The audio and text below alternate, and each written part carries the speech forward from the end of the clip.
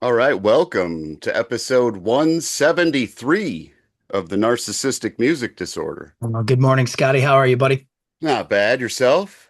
I'm good. What's new and exciting in your world? What are you rocking these? Sorry, I'm fixing my microphone cable here. Lately, it's tons of the Menzingers. Oh yeah, you're really on them right now. Tons. The new one came out. I got it a week and a half ago or so in the mail, and that's fantastic. A lot of a band I'm going to talk about later. Okay. And let's see what else. Not a ton.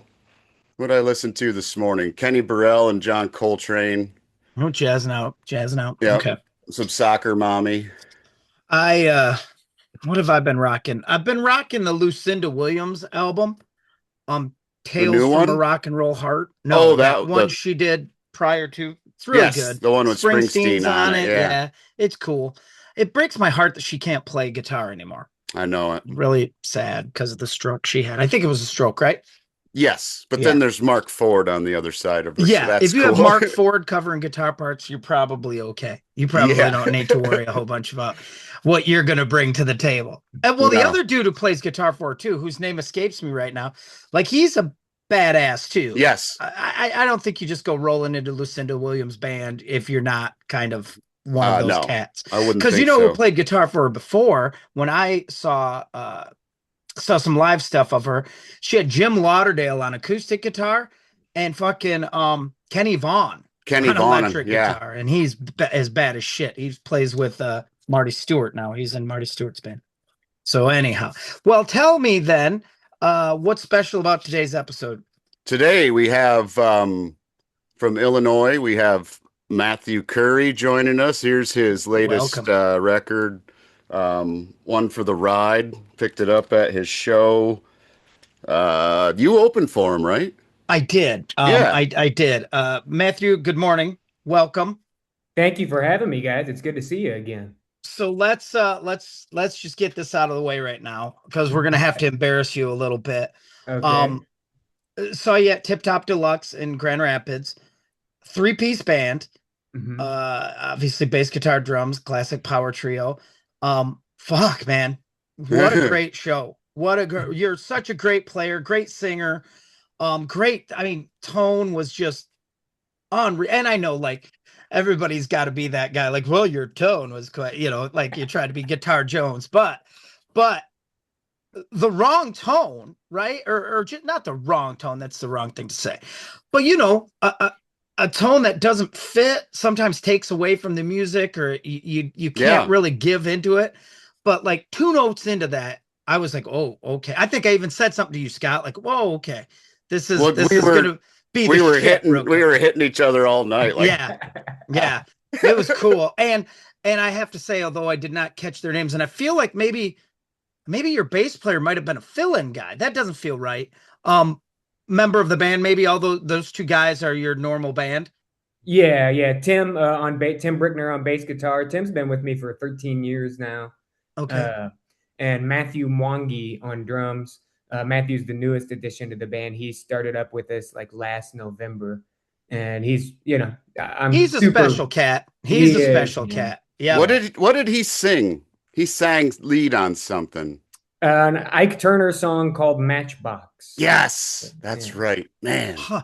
And he's only allowed to get the one song because he's such a good singer. After everybody hears him sing, they don't want to hear me sing anymore. So he's an incredibly talented guy, and he's a phenomenal guitar player. Oh, Oh really? wow. Wow. Yeah. So Yeah. just all around super, super musical guy. Great band, man. Great Yeah, band. man. Great That was tones, great songs, great playing. I mean, just all of it. It was one of those experiences I have, and it happens to me all the time. I don't know if this happens to you, but you'll go see a band of a particular style, and your next thought is, how can I play? That's what I want to play forever and ever. I could go see Taylor Swift, and I'd be like, shit, man, I really got to get my Taylor Swift pop thing on. I gotta Right. get a headset microphone or whatever. Oh, I certainly feel that way sometimes. You see a band that maybe you didn't know much about, or even that you didn't expect possibly to dig as much yeah. as you did, and it inspires you to kind of explore that maybe avenue, whether it's the genre or like, songwriting style, whatever. Right. That was the thing with your band is it was so good. And so I mean I should say this too, and Scott, you can back man this. Typically, the Tip Top Deluxe, our club in Grand Rapids, kind of that we all love very much. You're going to get good music there, right? I mean, Ted's a music lover. He picks great music.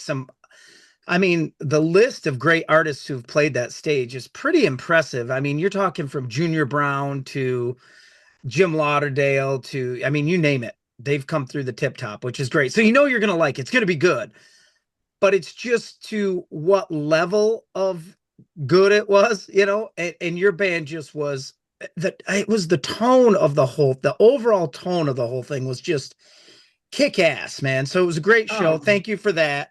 No, thank you guys. Thank you. We were just, and I live about an hour and 45 away from there.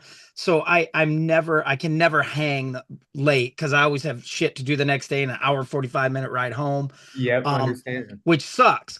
But I mean, even Scott will attest. I was dwelling in a way I don't dwell, where it was like, man, I gotta get going here. I gotta ride home. But yeah, it was great. So thank you for that. Love my shirt. I picked up a shirt from the show, and yep, I got one too. Just we're big fans. So thank you for that. No, thank you guys. The content, appreciate the support and the kind words, and well, you're on the NMD podcast now, so expect a spike in numbers. You'll see a significant spike in numbers. Yeah. That's if my phone doesn't die halfway through this thing, or one of my dogs doesn't come down here, or the washer and dryer don't kick on. If none of that happens, this could be a really good show. So Matthew, we can't start this without acknowledging Matthew played an early version of Ronnie Van Zant in Joe Dirt 2.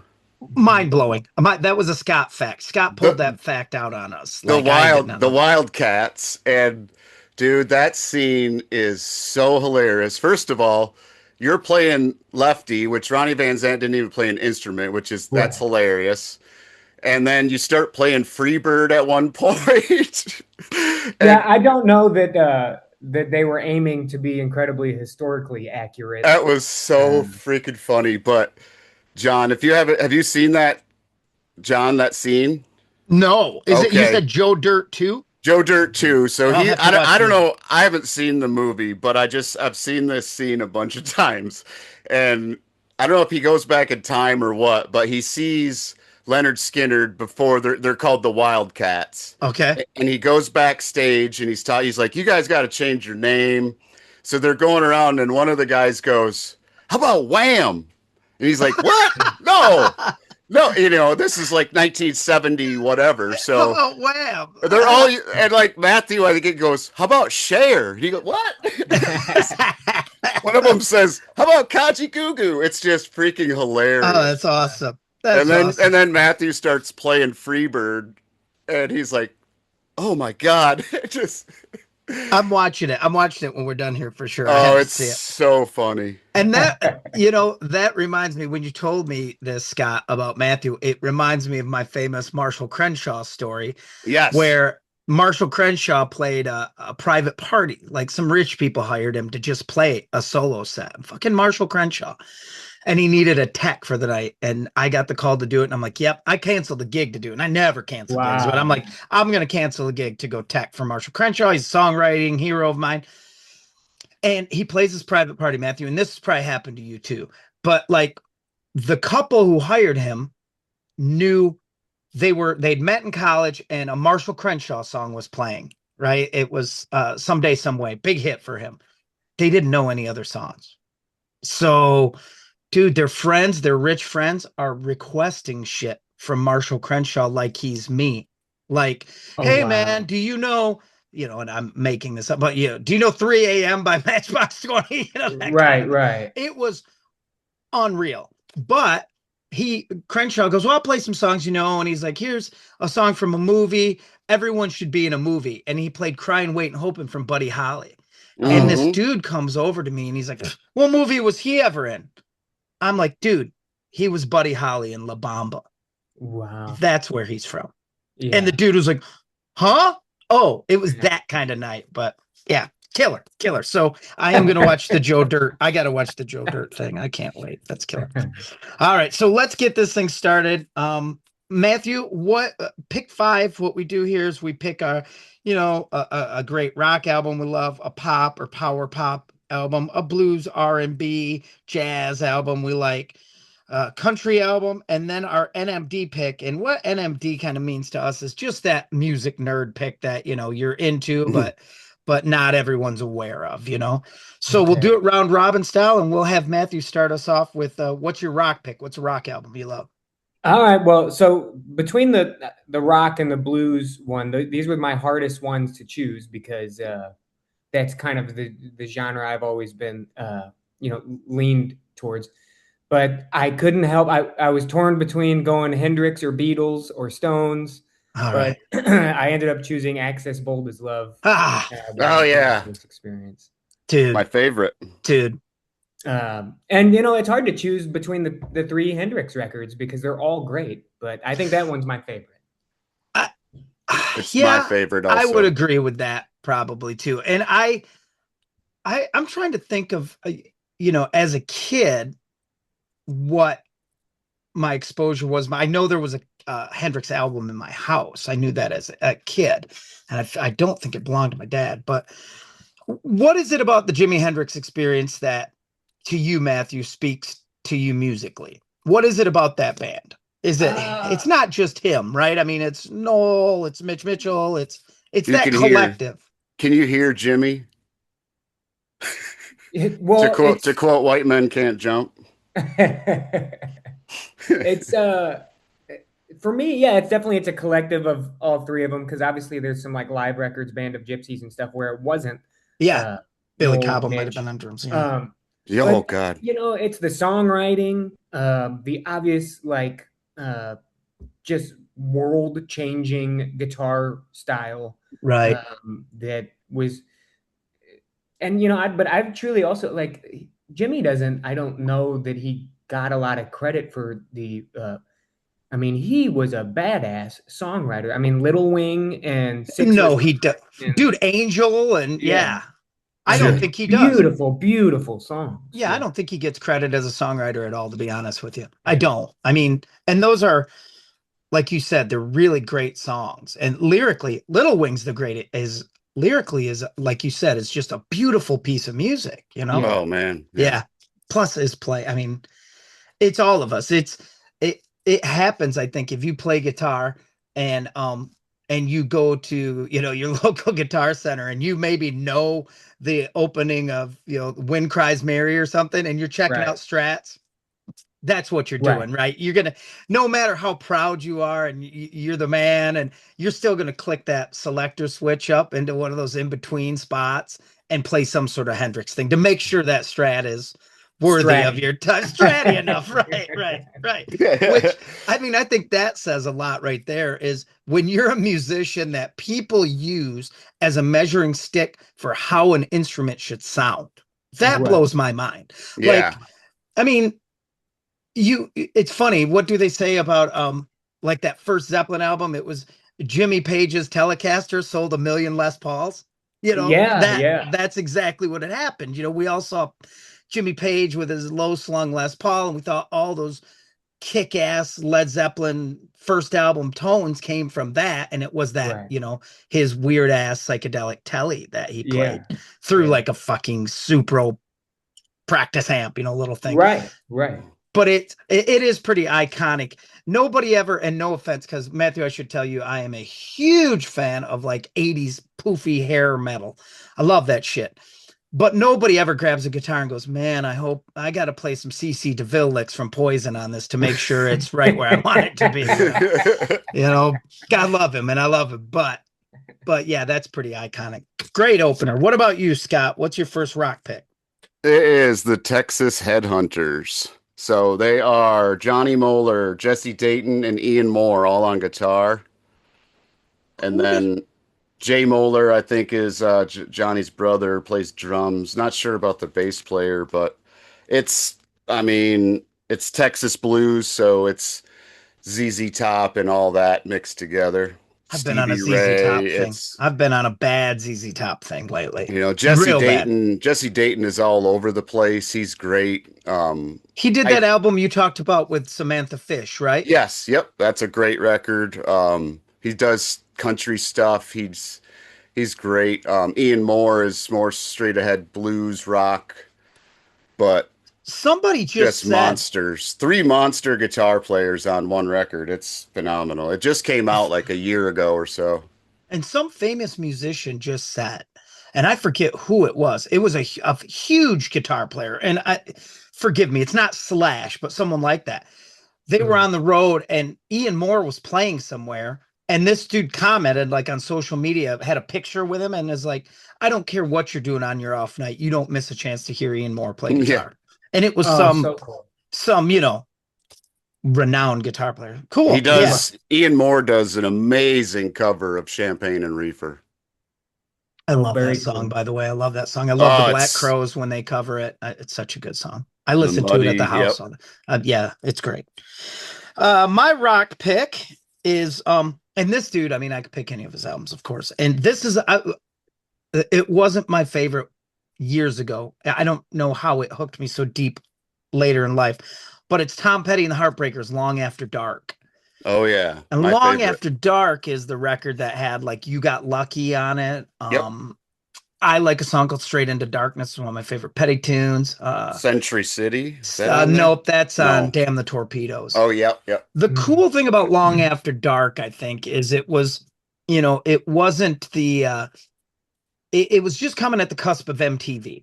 So that video for You Got Lucky by Tom Petty and the Heartbreakers with the killer, again, here's a great example of that. I'm shopping for guitars. I want to make sure it sounds cool. A lot of times if there's a Bigsby on a guitar, I end up playing the solo for You Got Lucky by Tom Petty. Bow, bow, down, down. It was played on a Strat. It's a Strat. But he played a Gretsch in the video. So I'm a kid. I grew up in the 80s. That video in 82, 83, but he picks up a Gretsch. And from that moment on, that part was played on a Gretsch to me. It was not. Right, it's a Strat. that twangy kind of. Yes, I thought it was a Gretsch because he played it in the video, but it was really a Strat.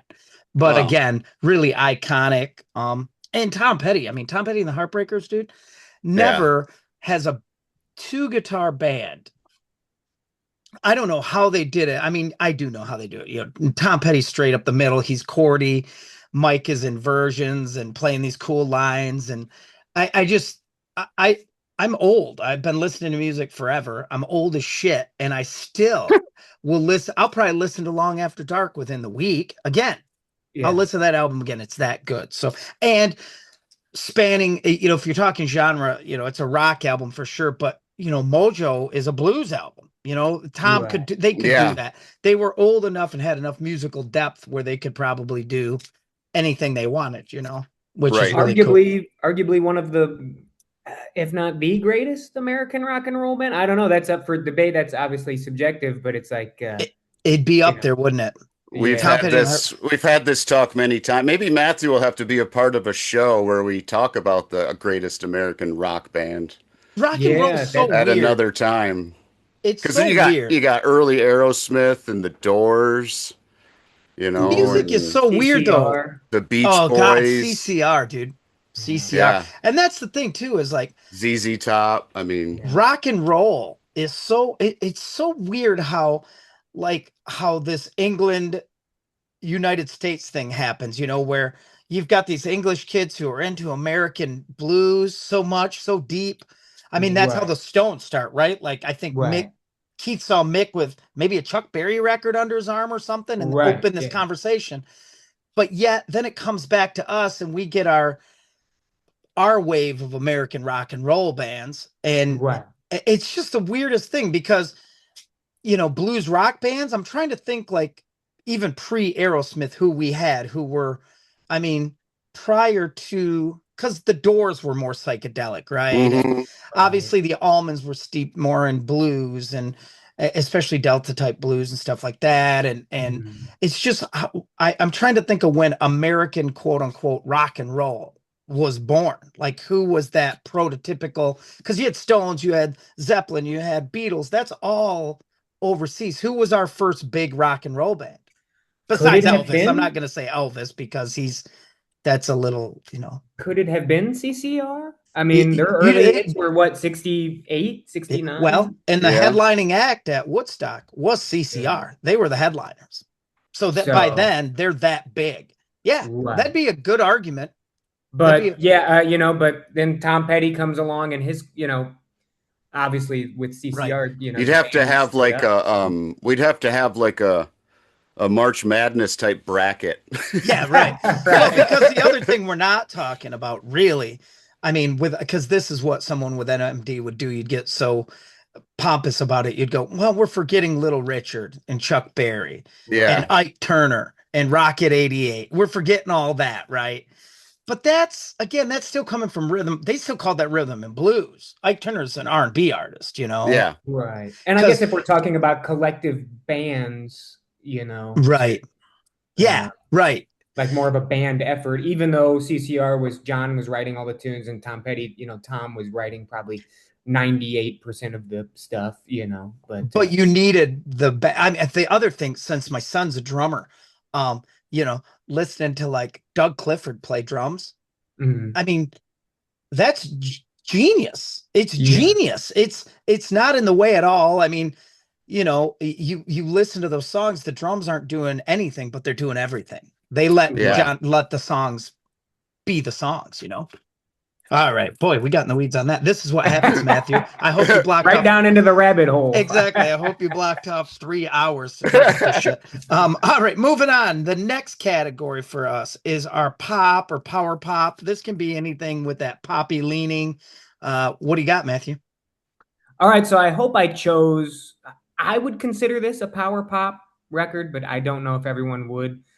Glass Houses by Billy Joel. Oh, of Uh, course. Of some course. great, timeless songs on there, but Why do um, I love him so much and I hate him oh. so much?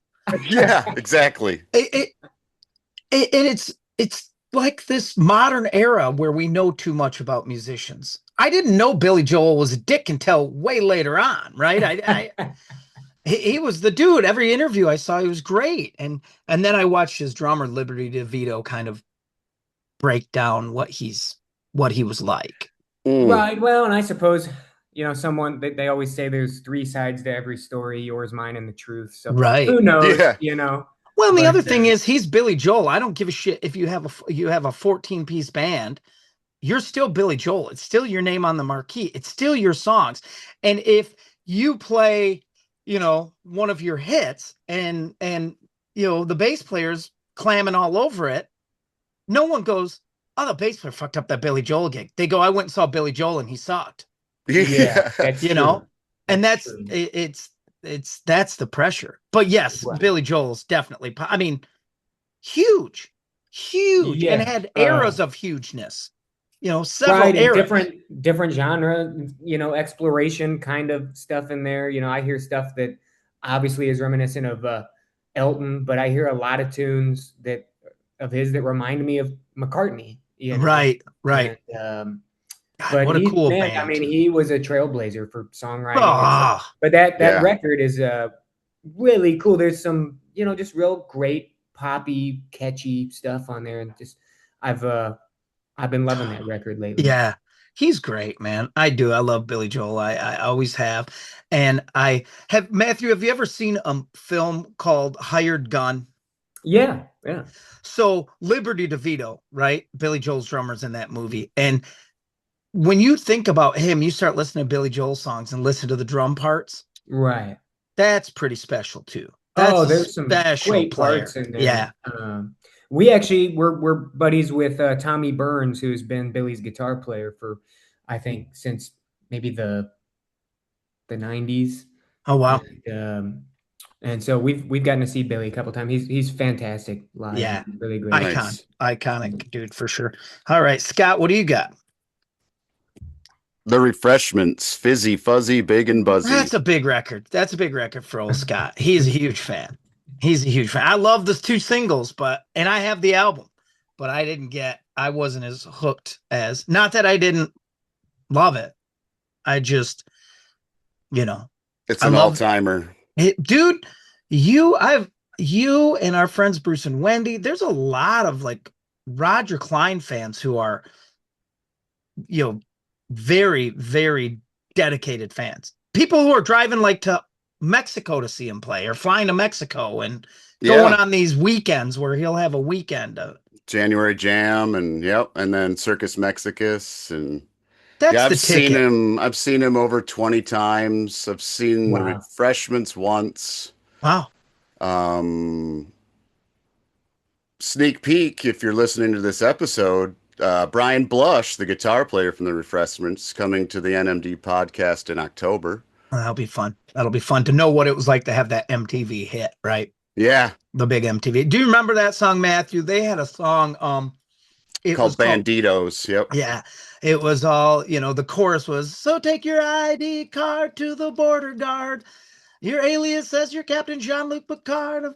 What was the It chorus? sure sounds familiar. I'd have Yeah, to. it was I a got not. the pistol, so I keep the pesos. Yeah, Was that that a seems '90s fair. tune? Was that Yeah, '90s? Yeah, 95, I think. I think that yeah, record came out, yeah, 95 or 96. yeah. That was a huge one. That was a big I, MTV hit. I knew that I should have brushed up on my music knowledge before coming on, but yeah. We're all super pissed. We're super. Well, say goodbye to your career. You're on the NBA brand. Now you fucked up and didn't know that obscure refreshments album that Scott bought.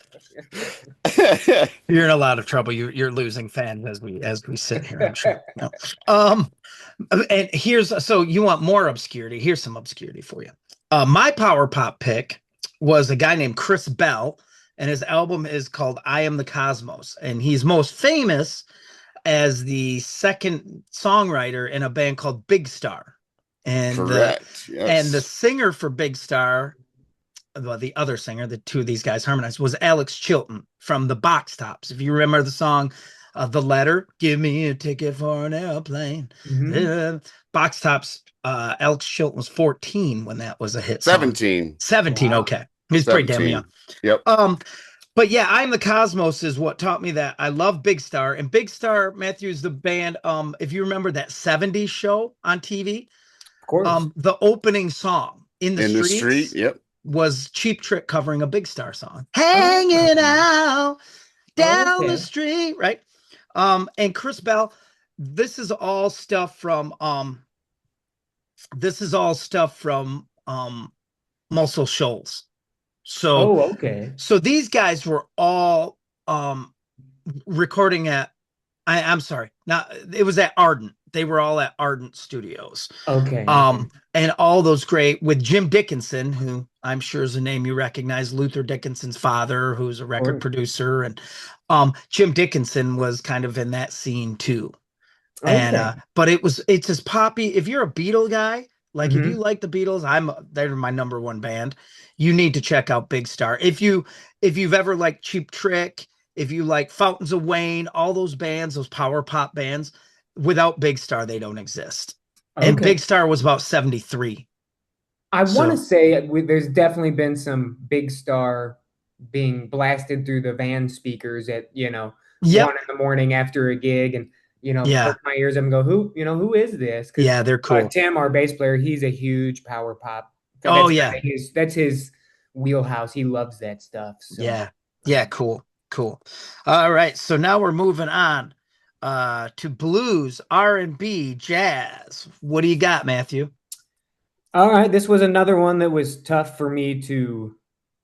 um, tough for me to choose because there's so many that I love, and it's changing all the time. But lately, I've been going back to the Burglar album by Freddie King. Oh Okay.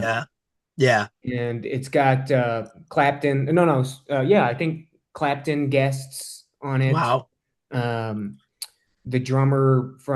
later drummer from Tom Petty. I'm having a brain fart. Steve Ferroni. Steve Ferroni is playing Yep. drums on it. Wow, With Freddie King. wow. And just a super funky, groovy album, big horn section, real tight arrangements, and great blues album for me. Nice. Wonder who, and I don't know enough of the lore right? To know like how Freddie King broke, right? I mean, Going Down was the hit. Can we say that? Going Yeah. Down, maybe Hideaway. Oh, Hideaway, yes. Um, I mean, that I think guys like, and no offense to these artists because they are, trailblazer, and I'm talking from Buddy Guy to Howlin' Wolf, Muddy Waters, Freddie King, of course, Albert King, all that. But those guys are all like, we're talking about them right now. I mean, they're great artists, and you would have found them. But that's English dudes. That's the Stones coming over and doing like these teenage shows and bringing Howlin' Wolf on, or right, right. touring. I remember like the 72 Stones tour, which is my favorite era of the band, is when Exile on Main Street was out. They're touring Exile on Main Street. It Mhm. was the Stones across America. And now imagine 72, 73. You got every stoned kid in America in a jean jacket fucking Right. into the Rolling Stones. And Stevie Wonder opened that tour. Oh wow. Oh my goodness. So you're exposing Stevie Wonder, right, Right. to a white audience of stoner middle American kids who love the Stones. I mean, that's cool. And I'm Yeah. sure that you have that with even Stevie Ray Vaughan, I think, in his life was still doing the same thing, was still doing stuff with Albert King and Right. you know what I Albert mean? Collins and those guys. Yes, just really kind of passing that on, you know. Right. Right. Yeah, I don't know the admittedly the backstory on Freddie King. Freddie, but I mean it had to have started in late 50s, early 60s, I'd imagine, with his recording career. But and then he had such a, he died so young that who knows could have What could have continued. come? Yeah. Right, right. And let's be honest too. I mean, Going Down is Yeah. just the heaviest, coolest shit on the planet. It's And his so voice cool. is so powerful, and Oh, his guitar playing. I mean, he was just, what did they call him? The Texas Cannonball. He yeah, was the powerhouse. yeah. And you Yeah. can feel that. You can feel Yeah. that in his playing and in his tonality. And yeah, as far as like TV theme songs go, opening Eastbound and Down with Going Down as the theme Right. song, it's just classic, man. It hits so good, so good. All right, Scott, what's your blues R&B pick? I picked a blues record from Delbert McClinton called The Jealous Kind. Oh Oh, yeah, very cool. I've It's heard of that record for sure. yeah, it's all Muscle Shoals background, David Hood, all Oh those yeah, the cats. Yeah. Swampers. They're the Yeah. real dudes. All right. That's the backup band on this record. I think it's like 75-ish. I Wow. think the hit on here was Giving It Up for Your Love. I feel like This I've heard. this is a rare one. I love this record from Delbert. It's not my favorite, but my favorite one is more country. He does a record with Glenn Clark from like 72. It's called Delbert and Glenn, but that's more of a country record. Hmm. And well, they actually it's kind of a mix because they do the song B Movie Boxcar Blues, which is on the Blues Brothers soundtrack too, I Huh. think. But yeah, this is I love Delbert McClinton. He's from Lubbock, Texas, and he mixes in that Texas sound with his own version of like I don't know, Delbert Soul or something, I guess. Huh. I Yeah, wonder he's how. a. Oh, Oh, sorry. Go ahead, sorry, but Matthew. No, I you was gonna. please. I was gonna just say that Delbert is another one that comes to mind for me that is kind of severely maybe underrated. Underrated, big Yeah, time. yeah. I mean, people don't. I mean, he had a humongous impact on just the music world in general, but especially like blues and that blues rock kind of, Yeah, Right. soul stuff. And what a gets great writer. yeah, gets overlooked a lot. Yeah. I mean songs like Emmylou Harris did Two More Bottles of Wine, and Oh, that's that's a just a great Mm. song. great Delbert Great McClinton song. Yeah. song, and yeah, love him. Boy, I forgot about that song. The other thing I have to say is I wonder how many like what I'll call first wave, second wave blues artists heard when blues kind of, since it was an American art form, it goes over to England. They sort of, Repackage it and re give it back to us. and I wonder when, like, what traditional blues artists say sometimes about, and I'm going to rattle off some names of artists I love, but like, I wonder how some of these traditional cats even felt about Hendrix, or how they felt about Eric Gales, or how they feel about, you know what I mean? Where it's like Right. the souped up blues. I wonder if like someone like a, if it were he to live, like a Robert Johnson, a more acoustic Delta blues guy would be like, this isn't the blues. They got a drummer, or you know what I mean? I Yeah. Right. wonder if that happens in the genre. I'm sure it does because, you know, rock and roll people did it when, I don't know, super death metal came out. They were like, what the fuck is this? There's no groove, Right. right? There's no groove. And I Right. wonder if like traditional solo Delta blues artists would be like, well, they've got this drummer bashing away and a bass player. Right. And, I always wondered that because some people were even critical of like Stevie Ray Vaughan. There's Right. those purists, and I'm not a purist in any sense with any genre. I don't get, if it's cool, I like it. Yeah. If I I'm don't not give a a shit. I'm not a gatekeeper either. Yeah. Yeah. I Uh, think there's probably, it goes both ways. There's probably some of the older cats that maybe are a little bit, oh, this isn't true to, right. but there's probably most of them that are just happy to see it being carried on in some fashion. Well, or even to get that exposure or maybe be able to make a living. I have a Right. friend, a guy named Steve Salter. He runs a organization. It's called Killer Blues, and they put headstones. His whole mission in life is putting headstones, raising money and putting headstones on unmarked bluesmen, famous bluesmen's graves. Wow. Wow. And he's Yeah, Yeah. he done that. did he did one for one of my favorites, I'm pretty sure. I love Otis Spann, Oh, yeah. the piano player. I think he's from Chicago, I but forget. man, Otis Spann did some killer stuff with a bunch of people, but Yeah, I he, love him. he had an unmarked grave. Yeah. I think he did one for Otis Spann. Dude, Yeah. he has done. He gave me the number not too long ago, and it was a significant number of unmarked graves that now have headstones for these Yeah, famous, influential blues I think artists. it's called like the Killer Blues Project or something like Killer that. Blues Tombstone Project or Yeah, something like something that. like Yeah, that. Yeah. Headstone Wow. Project. I think. Yeah, that's cool. All right, so it's me on my blues. I went R&B. I went Okay. R&B. You guys are gonna probably give me a hard time about this. And I don't care. I'm ready. I'm here to defend my R&B pick. And it's Lenny Kravitz's Mama Said album. Oh yeah. Okay. Yeah. And I here's wouldn't argue why. with that. That's a great It's it's a great record. It's him. It's one of my Craig Ross, his guitar player. Lenny's Oh, is one of my favorite. He's a guitar hero of mine. He's killer. monster. But it's full of these great R&B songs like It Ain't Over Till It's Over, which was a single, Just Oh. Be a Woman.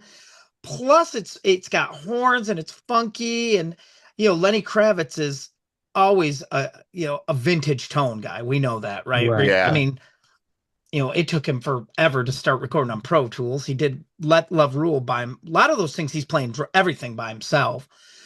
Mm-hmm. And it also has the Slash song, right? Where they do Always on the Run, and it's Oh Slash and yeah, Lenny that's Kravitz, and right. Slash is, I mean, obviously he's a Guns N' Roses guy, but you can hear he's got that Aerosmithy American blues in his playing Oh, too, yeah. Big Oh time. yeah.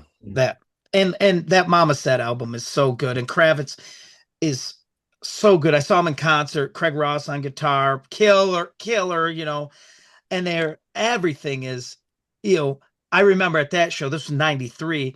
It was, Kravitz is on a vintage Flying V. Of course, Craig Mm. Ross has a couple kick ass Les Pauls, got a black Les Paul custom.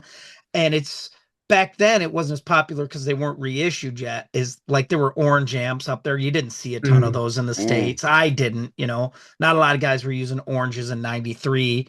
Um, and like old plexis back there. I mean, if for a music nerd like me and a gear nerd like me, it's when you go see Tom Petty and he and Mike Campbell change guitars every song, Right. and they come out with matching, like they both come out with Right. Firebirds, or they both got 335s. It's just killer, So man. cool. So cool. Yeah. Yeah. Yeah. I mean, I would say women and cocaine and guitars are probably the only reason to be a famous musician, and they checked them all. They checked them all, man. They checked them all. So, I wouldn't argue with that pick at all, man. That's a fantastic yeah. pick. Yeah, it's a Great great one. record. Yeah. I love Yeah. it. I love it. He's All right. fantastic. We're moving on to our country pick now. And Matthew, what do you got? All right, this one, this might be the only country record they made, but I still couldn't help but choose this one. I chose "Sweetheart of the Rodeo" by the Byrds. It's a game changer for here at the NMD podcast. That's in our holy grail. Yeah, Yeah. that's Yeah. you know, kind of life-changing album. It was almost Ramblin' Fever by Merle Haggard, Oh yeah. but I don't know. That Birds record that's hard to beat. It's still good. It's Yeah. still good. I mean, it's so good. It's for me, because that's really where I live, like Americana, right? Mhm. That's what they call it Hmm. now, and alt country and all that shit. Is just it's the Birds, man. It's the Birds. Yeah. I love Tom Petty, and there's no way you can love Tom Petty and not love the Birds. I you know, I Right. love, obviously Graham Parsons was involved. I love Graham. Um, I love, as a matter of fact, there was a show in Grand Rapids. It was a tribute show. Do you remember this show, Scott? You came. It was Yeah. a Laurel Canyon tribute show. Oh, cool. Very cool. And so guys were doing, you know, there were full bands, there were solo guys like me. And they, you know, I got to pick songs, and I think I did Mr. Soul by Buffalo Springfield. Mhm. And then I did Truck Stop Girl by the Birds. And Mm. dude, Oh, so cool. it's so cool. And Clarence White was so cool. And Sneaky Pete on pedal steel, and Roger McGuinn. I mean, 12 string. I mean, there's a 12 string sitting over there. And the reason is you need it when you're trying to pretend you're the Birds. That's really well, what I it think is. too, with that record in particular, was kind of maybe a great launching point for a lot of those Southern California bands like the Eagles and stuff. Of that were course. doing kind of a Yeah. country rock thing. Yeah. So, Yeah. yeah, Every really. time someone says the name Roger McGuinn, the David Allan Coe song starts playing in my head where he I says, heard the Roger bereaved. McGuinn played a 12-string guitar. Dude, my country band covered that tune. That's Waylon a, Willie and Me. It's a that's a great tune. great song, but Yeah.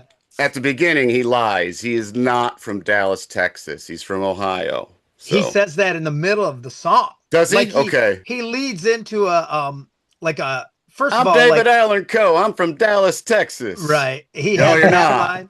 You're He from has one, Ohio. Quit trying to be a poser. You're he from tells Ohio, the dude. he tells, like, I forget who the piano player, I don't even know the name, but it's those old recordings. And I've had this argument on the show. Now I have a professional musician like Matthew here to back me.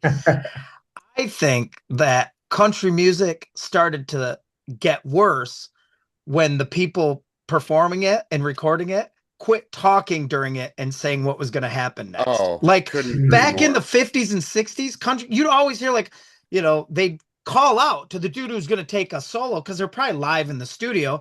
But Right. like on that Coe tune before the piano, all right, Mad Dog, then he plays. And then Yeah. another Right. dude, he goes, Big Jim. And Big Jim does some shit, you Or know. Waylon going like, "Take one, Moon." Yes. Yeah. Mooney. Yeah. Yeah. It's Country music started to suck when you didn't telegraph what was coming next. they need to. when it Yeah. got too polished. and- Yes, exactly. Where they would take that out, like, hey man, you can't say, you know, that the pedal steel Yeah. guys take it. My dad, when I played with him as a kid, this is old school stuff. They called taking a solo, taking a walk. Take a walk. Oh, okay. And you'll hear that in old 50s and 60s music. Take a walk, and then that's a solo. Mhm. Right. I'll never forget, like, I have the story, my first gig with my dad. He's a country musician, old school guy. I come in, I wheel in a half stack. It's all I have for an amp. I have a solid state crate half stack, 130 watts with built-in chorus. I have long hair, Bon Jovi ripped up jeans, and a pearl snap decorated country shirt. This is my thing, man. Okay. I might have been wearing a bolo tie. Thank you, Birds. Right. My dad goes, you know, here's a set list. And I don't think I practiced with him. I think it was like these are the keys. And I grew up on most of those songs, so I kind of knew them. But he's like, the first one on the set, it opened the night. It was Pretty Woman by Roy okay. Orbison. Yeah. Guess what? Guess how I kicked that thing off? It's fucking Van Halen Diver Down. My dad looks at me like I'm from Mars. He tells me to take a walk. I don't know what that means. I wasn't sure if I was being fired or what. Right. Am I being kicked off stage? Right. But I finally figured out what take a walk meant and took a walk. Back then, in 1980, whatever it was, or early, I thought when your time to solo came, your job was to burn the whole time. Right. And I burned. Yeah. It was a sloppy mess, but I burned. I guarantee it. I buried the tremolo bar on my 1988 PV Tracer, left-handed in red, hockey stick headstock. And so we break up the first set, go to the bathroom, and my dad is standing there. And my dad and I weren't close. It wasn't father and son relationship. I was playing guitar in his band. And he says to me, "Do you even listen to the vocal melody when you take a walk?" And I was like, "What the fuck are you talking about? Don't listen to I don't know what you're talking about." He goes, "Listen to the other guy, the older cat. Listen when he takes a walk." Right. And I'm like, "Oh." He would take a lead and it would call back to the vocal melody or something. Right. I didn't. Chet Atkins was the master at that. Yes, I didn't know that. I thought, "Hey, dude, you're giving me, 12 bars or whatever here. My time is to jerk off all over this." Well, in all fairness, it was the era of the, Van I thought that Halen was my job, dude. Right. Guess what? It was not my job, Matthew. It was not my job. My job was to get rid of that half stack, get a 112 combo, and get into a strat so I could at least not stick out. Nice. All right. Scott, what's your country album? It is Goodbye Normal Street from the Turnpike Troubadours. Well, you know how I feel about that band. I love that band. I love that band. That's fantastic band. That's their apex, I believe. It's pretty good. That has Good Lord Laurie on it, doesn't it? Yes, it does. Yeah, that's a great song. That's a great album. And Wrecked and Movers and what is it? Movers and Shakers on Morgan Street. Yeah. Isn't there a ballad on that? Gin and Smoke and Lies. That's a great tune. But there's a ballad I thought that was like oh shit. Rattle off the songs real quick and I'll tell you what it is. Gin, Smoke and Lies, Before the Devil Knows You're Dead, Great Southeastern Sun, Blue Star, Call a Spade, Morgan Street, Gone. Gone. Yeah. Which when I bought that record, I thought it was the Carl Perkins song. Gone. Okay. Is what I thought it was. Yeah, that's great. Wow, good pick. Well, they call back to on the record. What is it? Something. I can't remember. I think it's called the first track on it's called The House Fire. I can't remember the name of the record, but there's a callback to Lori in there. Oh yeah. If you ever noticed that, because their house burns down. Okay. And he says Lori grabbed the baby. Oh yeah. And yeah, so it's like, oh, Lori's still part of the Turnpike. I've become kind of a fan of that myself. Inserting a girl like this character who runs through all your songwriting. Yeah, like they're dating on this record and now they're married. Sort of have. Later. I ripped that off a little bit from. That's kind of cool. The Counting Crows. Oh, that dude is always putting Maria in every song. Oh yeah, he gets called back. He says in some song, there's a piece of Maria in every song I sing. In that big single, Mr. Jones, cut up, Maria. I started doing that. Okay. Mine's Angeline. This character, Angeline. She's always, if I'm writing a song about a relationship or some bullshit, everything I write's bullshit, but this says she's in there now. And I ripped psychologically stole that from the Badleys. I completely stole it. The name, I actually had a song from the tail end of high school that Angeline was in. Oh. And I've used her ever since. So that's before the Badley. So, hey, maybe they ripped me off, Scott. Did you ever think of that? Hot Roxanne's jealous, I'm sure. Hey, dude, shut up. Matthew, we have company. Don't talk about my 8th grade songwriting in front of an actual musician. That's a dick move. Yes, I did have a song. You know what? I'm going to record. I'm demoing that shit up. It's going to be hit. You should. You wait till that hits. Wait. You wait till that baby hits Spotify. I can't wait. All right. My country pick, nobody's ever heard of. Can't find it on CD anymore. Produced by Mike Ness from Social Distortion. Yeah. The artist's name is Cisco, and the album is called Wishing You Well from the Pink Motel. It's, you guys, it's kick-ass. And if I didn't have my CDs buried right now, I would dig it out, and I believe Pete Anderson's on it. Oh, wow. Cisco spelled with a C? With a C, dude. You can go to YouTube, you find one song. It's called The Crazy Ones. And it's, it's Dwight Yoakam-esque. So Mike Ness is, I'm trying to think of if I think Ness produced it or Pete Anderson produced it, but Mike Ness was connected with this dude and broke him, quote unquote, this one album, Wishing You Well From. It's as good a country album as I've ever heard. It's so good. Do you know, did Mike Ness have anything to do with the production of his own records? Those country records he did? I don't know. I don't either.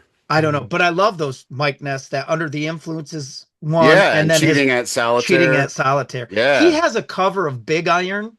Yes. By Marty Robbins. That's I'm a huge Social Distortion guy. I love that. Yeah, he does Funnel of Love. Yeah. Yeah. It's so cool. Great. So is there anywhere to find this record? I don't know. I've been looking for 100 years. It's like not on streaming or anything? No. Oh, wow. No. It's almost one that I did this with a Charlie Sexton album too. My favorite Charlie Sexton album is called Under the Wishing Tree. It's the Charlie Sexton Sextet. You can't find it anywhere. I had to buy it on CD and like convert it to digital. It's on my phone and Dropbox, so I can listen to it. The old school way. The old school way, exactly. I found that album on eBay. So Charlie Sexton one. Yep. It's one of my top 10 favorite albums of all time. All right, so our final pick is our weird or something maybe even weirder than my stupid Cisco pick. Our NMD pick. What do you got, Matthew? All right, so mine was more from some people would probably, a lot of people would consider it weird, but also comedic standpoint. It was Frank Zappa Apostrophe. Oh man, one of my favorites. Yep. Yeah. So I remember my dad playing all that stuff when my brother and I were like children, and he's playing, titties and beer and stuff, and all the these, and just laughing. And we were the boys are like this. Like, we don't know why this is so funny, we're children. But dad's laughing, and yeah. And that record has Don't Eat the Yellow Snow, and it goes into Nanak Rubs It, and those are like the funniest, those are some of my favorite classics. Classic Zappa, yeah. So, and ripping guitar on that tune. Yeah. So who is Zappa obviously on guitar? Who else do you guys know who the guitar player on that record is? Besides Frank Zappa? It's not Steve Vai, is it? I don't think so. I should have researched that. Did I ever tell you? Have you guys ever heard again, being that poofy hair metal guy, of course, Steve Vai's always been on my radar, and I'm a Vai fan for sure. The story of like Zappa gives him sheet music to a song. Oh, right. And Vai works it all out and goes back to Zappa, and Zappa's like, dude, you were supposed to work out like this guitar part, but you've worked out like 5 guitar parts. You're playing them all at once. Like it was like supposed to be an impossible piece of music. Yes, like the Black Page or something. Yeah. I don't know the full depth of that story, but there's something like that talks about that. Yeah. Where Vai learned like multiple parts. He'd worked out these multiple parts into one guitar part. Yeah. The guitar. Cool. God, that's nerdy. It says Tony Duran is the rhythm guitar player on that record. I wouldn't know who that is even. Me neither. But he played on Frank Zappa album, so yeah. I'm sure you're not a hack. Right. And you probably have a lot of patience if you're able to put up with Frank, from what from the story I've heard anyway. I bet he could be. My understanding was like he could be really warm, like and generous and all that. But that he was also. Can you imagine that? Dude, he's also got a genius, right? So you got to deal with that. He's got the Buddy Rich syndrome too. I've heard, Yeah. Screaming at guys. Well, again, like Buddy Rich said, that's his name. The marquee says Buddy Rich. So when the show sucks, no one goes, John Merchant back there on guitar screwed it up. They go, I just saw that show and it was terrible. And whose name do they use, right? Yeah, that's true. I saw Buddy Rich, or I saw Billy Joel. And it was, I've heard it. Like, I went and saw so-and-so and the sound was terrible. Right. They blame so-and-so. They never go. Right. And I saw the sound company was Atlas Sound and it's their fault. No, they go, I saw Guns N' Roses. They sound like shit.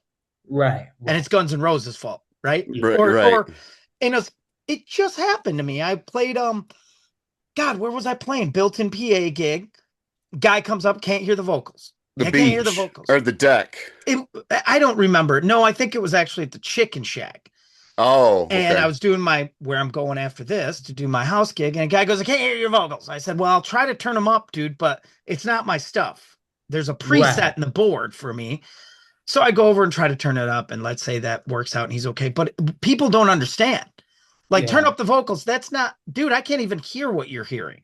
Right. Right. And I'm just trying to make sure that this wedge in front of me sounds good so I can, do what it is I'm doing. And Right. they're offended. Or like I Yeah. don't even set the volume at that gig. I get there, I strum a little bit and sing and let the house set the volume. I pick a person and go, hey, are you the manager on duty? Yep, set this volume so you're comfortable.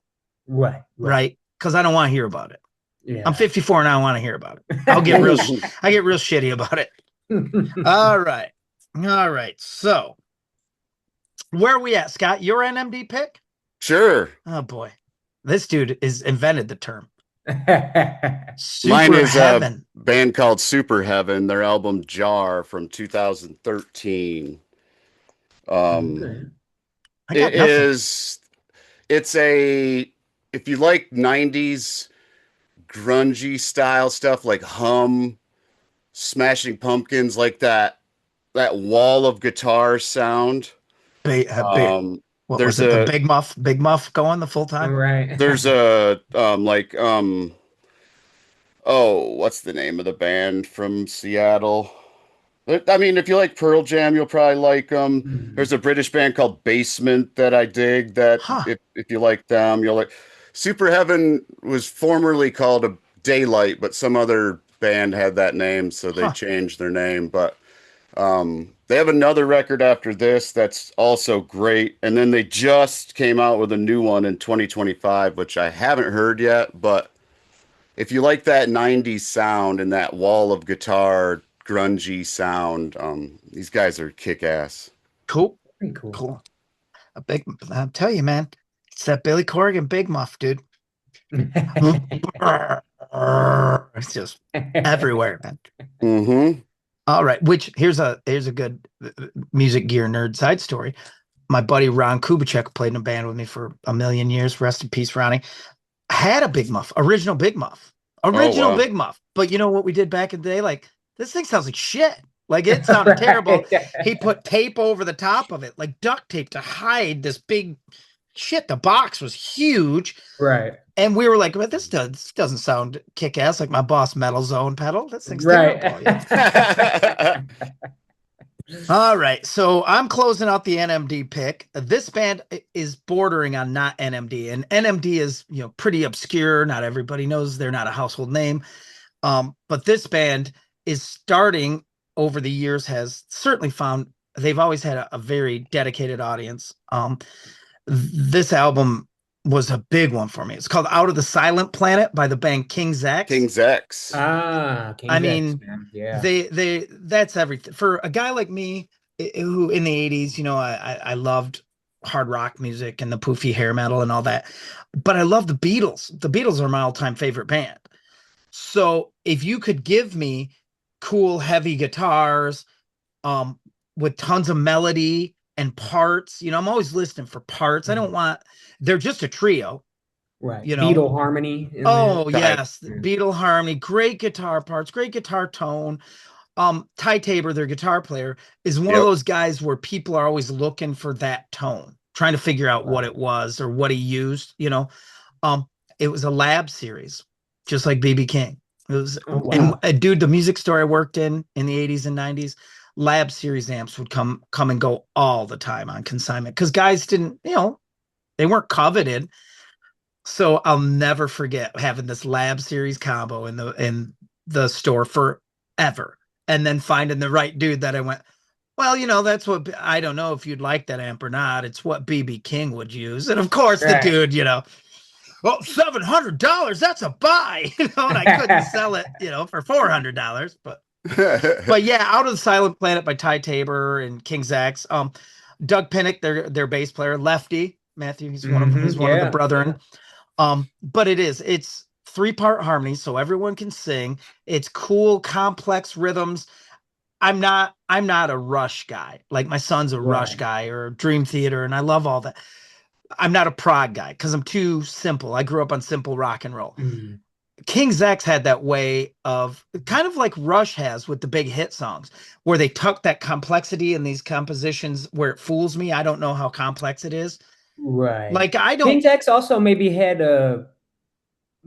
this is just my perception anyway, a bit of a blues influence that they're for sure, slipping in there too, Oh for yeah. which sure, is really cool. for sure. And Oh that man, I wish I would have picked a King's X record now for that one because that's probably my favorite like hard rock band. they're so You good, know? man. Yeah. They're so good. And the best part about King's X, number one, is they've just always seemed like down to earth dudes. Mhm. Um, and if you go to YouTube, and I love doing this, and search a recent tour and put in their song Goldilocks, which is on this album, Mhm. they quit singing it years ago because they couldn't hear themselves over the audience. And the cool thing is the song has these kind of harmonies where, you know, there's one line and then there's a kind of a melody over the top that's it's moving like that. Mhm. Somehow the audience naturally will divide parts. So one section of the audience will be singing this line and the other section will be singing those secondary melody lines. It's really So cool. cool. Wow. It's So cool. really it's emotional to watch. It's emotional to watch because the audience and the band are that connected, Now, right? is King's X have a similar following to Rush, possibly where it's like Yes. 99% dudes You're showing not going to up? pick up chicks, Matthew. It is not the place to pick. The thing is, the thing about a King's X show, if you are going to pick up chicks, is the chick you're going to find there is going to be awesome. She'll be cool as shit. The problem is you have a whole theater of dudes who are, you're all focused on the same cast. Right, Yeah. right. What a All great right. pick. What a fantastic band, man. Oh, I love Great them. band. I love Yeah. them. I love them since I saw their video for Shot of Love on MTV. And I went, okay, these. And then I was in college, and the music department at my college, there were a handful of bands that, because I love gear, I love rock and roll.